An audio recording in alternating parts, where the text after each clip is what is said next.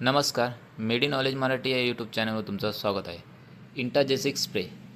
तर मित्रांनो, या स्प्रेचे तुम्हाला या व्हिडिओत मी फायदे, नुकसान आणि वापरायची पद्धत आणि कोणती काळजी घ्यायची हा स्प्रे यूज करते हे सर्व काही गोष्टी मी तुम्हाला सांगणार आहे.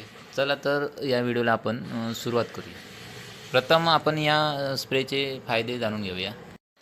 याचा फायदा असा आहे की हा स्प्रे तुम्हाला दुखीसाठी खूप फायदेशीर आहे. म्हणजेच काय, वेदना किंवा सूज असेल त्या ठिकाणी जर हा स्प्रे तुम्ही वापरला तर त्या ठिकाणी तुम्हाला आराम भेटू शकतो. तसेच काही वेळा आपल्याला स्नायूंचे अखडलेलेपणा वाढते. म्हणजेच काय, मान, पाठ, खांदेदुखी असेल, स्नायू ताणल्यासारखे किंवा अखडल्यासारखे वाटत असतील तर त्या ठिकाणी हा स्प्रे यूज केला तर तुम्हाला त्या ठिकाणी आराम भेटू शकतो.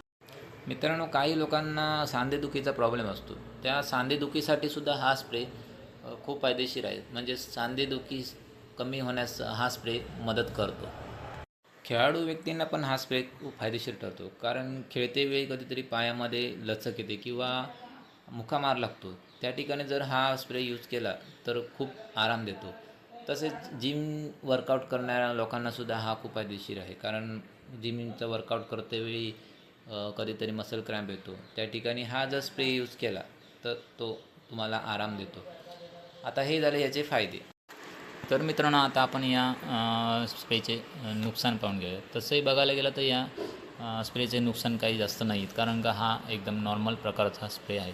तरी पण काही लोकांची स्किन सेन्सिटिव्ह म्हणजे संवेदनशील असेल तर स्किन लाल होते किंवा खाज येते, जळजळ होते, त्वचा कोरडी पडू शकते किंवा ॲलर्जी असेल तर काही लोकांना डायक्लोफेनाक या औषधाची ॲलर्जी असते.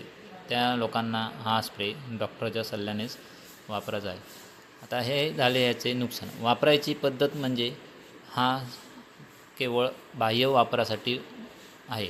तसेच जखम किंवा खरचटलेलं असेल त्या ठिकाणी हा स्प्रे यूज करायचा नाही. डोळे आणि तोंड यापासून लांब ठेवायचं आहे. तसेच लहान मुलांपासून हा स्प्रे लांब ठेवायचा आहे.